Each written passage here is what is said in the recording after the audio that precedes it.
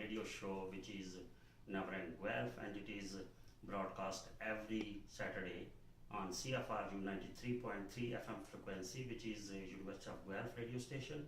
And I have already interviewed Liz, but this year and at this interview, Liz is telling us something which is very, very important to Canada this year, because this is Canada Day. Tomorrow is Canada Day, July 1st. But before we pass on to Liz, let me give you a brief introduction about Liz. Liz Sandals is a Liberal member of Legislative Assembly of Ontario and represents Guelph.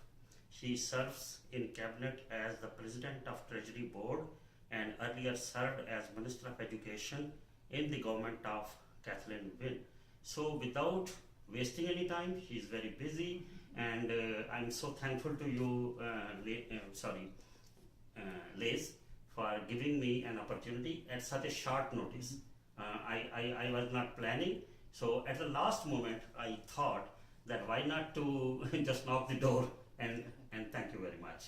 Over to you. Well, you're welcome, and it's great to have a chance to talk to you and your listeners. We're looking forward to tomorrow, July 1st, being a great day, Yeah. Canada's 150th birthday. And I think most people know that. I'm not sure as many people know that it's also Ontario's 150th Oh, yeah, I know that. birthday. Because, in fact, when Canada was originally formed in 1867, it wasn't the whole of Canada as we know it now. Mm-hmm. It was actually Ontario, Quebec, Nova Scotia, and New Brunswick. Mm-hmm. That was the whole of Canada. And in fact, Ontario wasn't all of Ontario, and Quebec wasn't all of Quebec, because Great Britain still held the area up around Hudson's Bay as a colony. They called it Rupert's Land to them.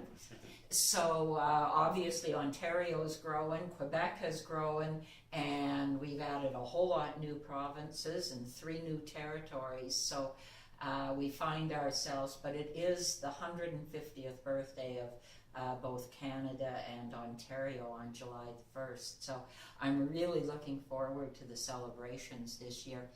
Canadians are really interesting people. We don't like to pat ourselves on the back. We seem to be very reticent and polite, and we don't sort of toot our own horn like some countries do. So it's really great on Canada Day to see up at Riverside Park here in Guelph, to see all kinds of families come out to the park and participate in the day, and it's great to see everybody is enthusiastic and celebrating Canada, and it's great to think about, because we actually don't really think often about how fortunate we are to live in Canada. We do live in a country that we're peaceful compared to most countries. We have a good economic standard of living. We want to make sure everybody's included in that. But generally, we have a good standard of living. We've got a great education, a public system that every kid can participate in, no matter what the economic status of the family, health care for everybody. We're really a very fortunate people, and it's great to have an opportunity to celebrate that. Yeah, and rightly said, Liz. Although every Canadian is participating in Canada Day, for me, Canada Day is not just one day in a year like July 1st. Every Canadian should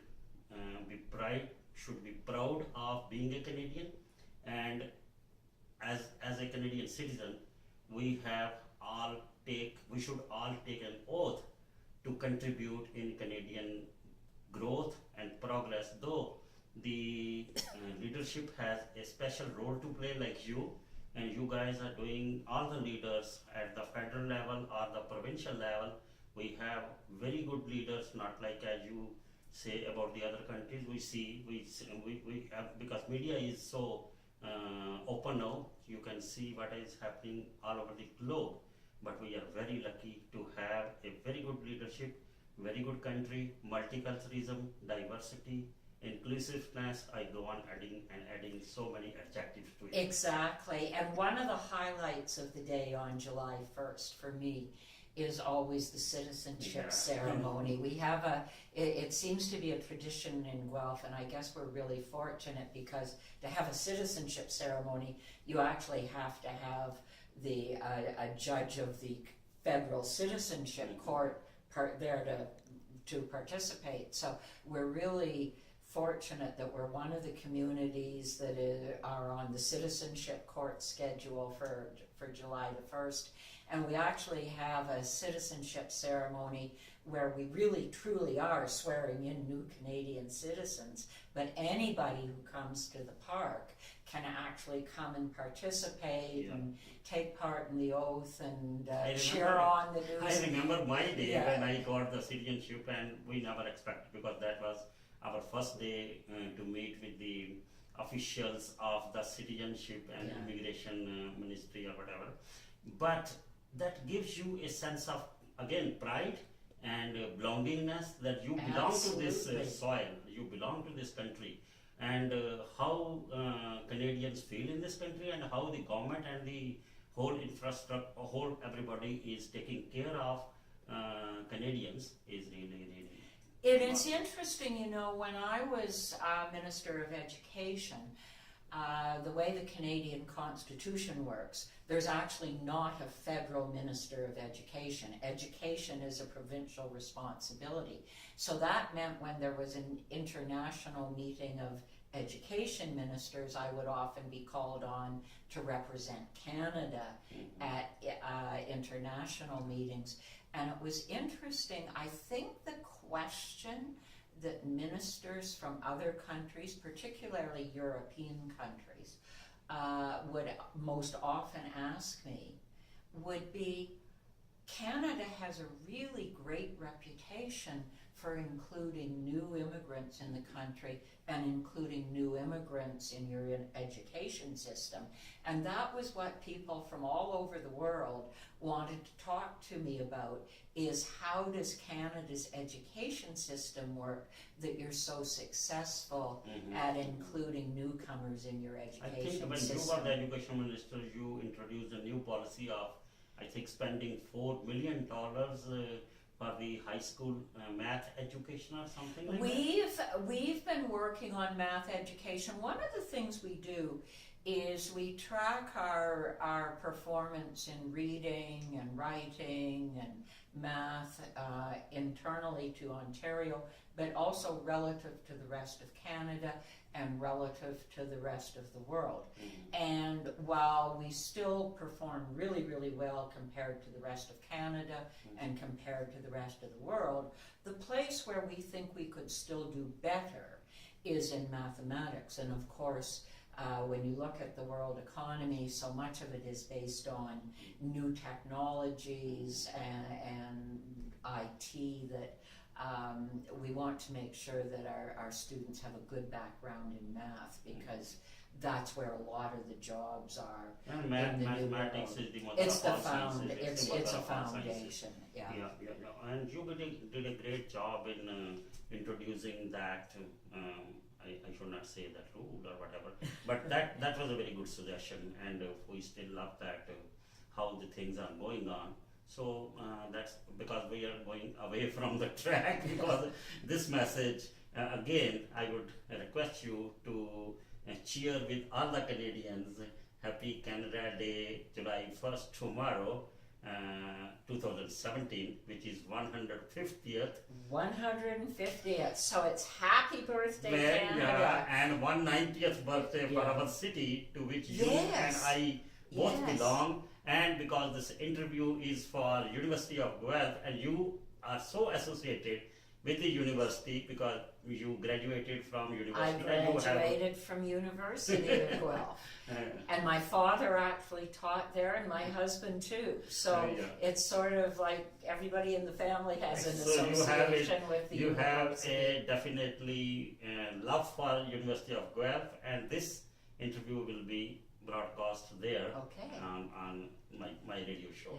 And one thing I'll just add as we're closing here, when we often when we're doing greetings or opening an official occasion, we'll recognize our First Nation people. Oh, okay. And if I'm here in Guelph, the recognition would be for the Adawandran people and the Haudenosaunee and the Anishinaabe, and then the people who still exist, the treaty people that we would consult with now, Mississauga, the New Credit, and Six Nations. And the reason I mention that is Guelph is historically a meeting place of many different First Nations. That's why we've got this list of all the different First Nation people who have passed through Guelph, because the rivers meet here. Speed and Aramosa, if you go downstream to Cambridge, we run into the Grand River. So this area is historically a meeting place for lots of different people. So it's fun that 190 years later, 150 years, Canada and Ontario, Guelph and Ontario are still a meeting place for people from all over the world. And I think that's something we especially want to celebrate on Canada Day, is being a meeting place where everybody is welcome. In the end, do you want to say something else, or I should just thank you, Liz, for sparing time for me, for my radio show, Navrang Guelph, and for CFRU 93.3 FM. Well, thank you very much. It's a delight to share some time with you. Thank you. Thank you very much.